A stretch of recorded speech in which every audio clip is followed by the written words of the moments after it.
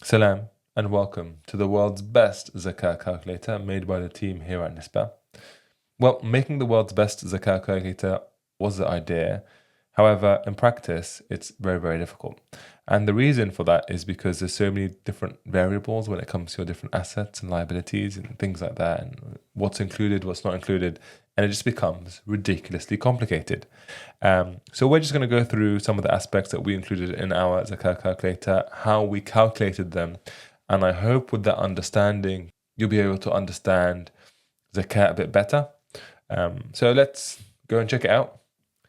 This is the Zakat calculator on our website. Basically, all it has on nisba.co.uk is you calculate your Zakat by putting in all your different assets like your business, your cash, your collectibles, your crypto, equity, and then you put in some liabilities as well. And then you go through to the next section and you put in some numbers. But let's actually go through the calculations of the different assets and how you calculate Zakat on them. We're just going to go through it very quickly. I don't want to bore anyone, but hopefully this should provide a good overview of what to put into each box when you put it in on our Zakat calculator or even on any other website to help you understand when you put in a number on a certain calculation or a certain asset, what it's actually doing to that number. So let's start off from the top, business. Business is just if you own a business, you pay Zakat on the value of the current assets in that business. It's not relevant to most people because most people don't actually own a business. So I'm going to leave that one. Next one, cash. You pay Zakat on cash. That's easy. Whether it's cash at home, cash in a savings account, cash in a current account, all of your cash is zakatable. We do have this one little section here, which is not included in our calculator. But if there is cash, which is, if you have some money which you are saving to pay for something that you owe, like tax, then you do not pay Zakat on that money that you've saved for that specific purpose for the money that you owe. When it comes to collectibles, not really applicable to most people. But if you hold collectibles for sale, like you're trying to make money out of it, then you have to pay Zakat on that. So if you are some sort of Pokemon card collector, where you collect the cards and you hold them for sale, and you hold, say, £10,000 worth of Pokemon cards, then yes, you pay Zakat on that. It could be Pokemon cards, it could be classic cars, it could be Beanie Babies. I don't know what people collect these days, but if you are collecting something to sell it, then yes, Zakat is due. However, if you're just collecting it because you like collecting it and you're not intending to sell it, then you don't have to pay Zakat on it. When it comes to crypto can be quite complex. And there are certain cryptocurrencies, depending on why you're holding them, or maybe you don't have to pay full Zakat on all of it, and it gets super complicated. However, if you are buying crypto to make money off it, you pay Zakat on the whole thing. And to be honest, out of all the people that I know who buy crypto, no one buys it for anything else apart from to make money on it. So 2.5% on the whole thing. When it comes to equities, now you start to get into the bigger differences of opinion.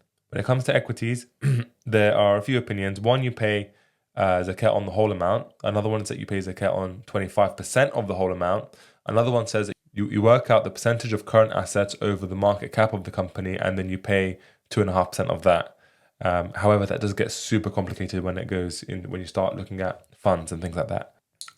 There's a unanimous agreement that if you're buying equities for short-term trading, like you're going in and out of them, then you have to pay Zakat on the full amount. However, if you're holding them for the long term and you're not really trading in and out of them, like when you're buying, I don't know, stocks in your pension or you're just buying a long-term investment, then there are still the three views: the 2.5% on 25%, the 2.5% on 100%, or the 2.5% on the current assets over market cap.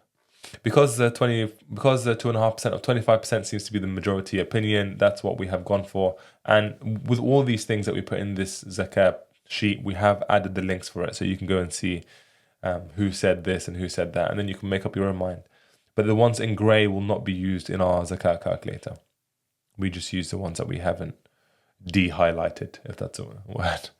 When it comes to private equity investment, it's the same as equities.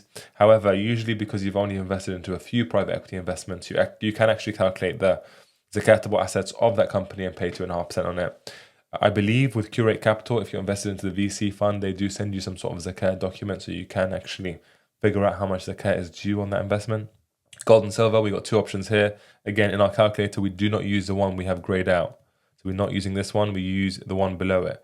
And the difference of opinion when it comes to gold and silver is some people say you should include your jewelry and other people say you should exclude your jewelry. So it's kind of up to you which one you want to use, but we use the one where you exclude jewelry that is regularly worn. And I would really encourage everyone to actually go through the sheet and look at every category and look at the two options and see who said, oh, jewelry should be included and jewelry should be excluded.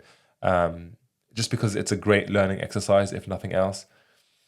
So yes, you pay 2.5% of your gold's value, and some people say for jewelry it has to be regularly worn, and it doesn't matter if that gold or silver is in physical form in a gold fund or anything else, it's still counted as gold and silver, and you have to pay zakat on that full amount.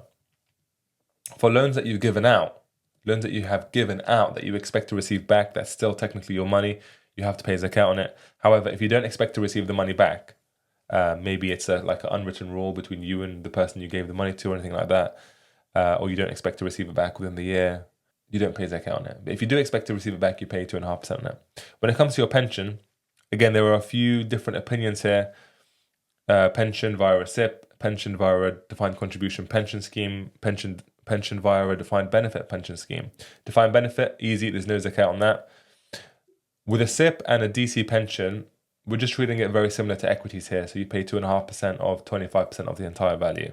When it comes to precious metals other than gold and silver, I don't know why people are holding this stuff. Palladium, I don't even know what other, rhodium, I think is one, something like that. But palladium, platinum, things like that, you do not pay zakat on it unless you're holding it for trading, like you're buying and selling palladium and platinum to trade it.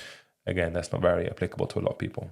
So when it comes to property is a bit of a big one because lots of people do have property and it does get quite complicated. Let's start off with some platforms. Nesta and Acorn. If you're investing into their projects under the Murabaha type structure, which is on Nesta everything, and for Acorn property is for their fund, then you pay 2.5% on the expected final value. So not just the amount that you invested, but the amount that you expect to receive back as well. So if you put £1,000 into Nesta with a 9% profit rate, you're actually paying zakat on £1,090, not zakat on £1,000. So it's actually higher than you expect. That's why we say the calculation here is the amount you input is 100% of the redemption value, not just the amount that you've put in. And you pay 2.5% of that entire redemption value. If you have a buy-to-let property or a HMO property, you do not pay zakat on the value of that property. Similar, if you have a residential property, the house you live in, you do not pay zakat on the value of the house that you live in. If you have bought a property to sell, becomes a bit like a trade, as was everything else that you've bought to sell, be it platinum, palladium, crypto, you have to pay zakat on the full amount because it becomes like a trading thing that you have. And that's the same with the fractional property investments as well. You pay 2.5% of the entire value. And this property you bought to sell includes if you bought a fractional part of a property via a platform like Bayuti or Wahed. However, we have the same issue. When you're not intending to sell it, when you're not intending to sell that piece of property, you do not pay zakat on it when you buy it in a fractional form via Bayuti or Wahed. So then you pay 0% on that in terms of zakat. Again, with the REIT, as long as you're not intending to sell the REIT, then that's not zakatable. Obviously, the income you make off the REIT is zakatable, but only if you don't spend it within the year. So it does get a bit technical, and it does get a bit difficult around here to actually understand what's going on. That's when I would highly recommend actually coming into the sheet and actually watching the sources that I put down for each one. Even for these ones, I put down videos that were done by Mufti Faraz Adam. So yeah, that is really good to watch for property. Finally, we have Sukuk funds. You have to pay zakat on your Sukuk funds. However, if you know about zakat on Sukuk, you will know that the different types of Sukuk have different zakat treatments on them. So it does get super complicated when you have a Sukuk fund. And I haven't actually found anywhere on the internet which actually says the amount that you pay in terms of zakat on your Sukuk fund, apart from one person who said that they received an email from someone that said that only 30% of the zakat of the Sukuk fund is zakatable. But it was just a comment on the IFG forum. So we're not actually using it in our calculator. We just use 2.5% of the entire value of your Sukuk fund. There are some things that you can deduct off your zakatable assets, and there are your liabilities. So things like mortgage payments in the next 12 months, utility bills in the next 12 months, any personal loan payments that you're going to pay in the next 12 months, and credit card or overdraft fees that you're going to be paying back in the next 12 months. Now, again, with all the stuff, there's a difference of opinion, so it kind of leaves it to you in this instance. You can put 1 month or all the way up to 12 months worth of payments, and that can be deducted from your total zakatable assets. You don't deduct it from the zakat that you need to pay. It's not like, oh, I have to pay £500 worth of zakat, but I have a mortgage payment of £1,000 next month, therefore I have zero zakat to pay. No, you work out the entire amount of zakatable assets you have. There might be £1,000 worth of cash, £10,000 worth of stocks, all of that stuff. You add it all up and you might get something like £20,000.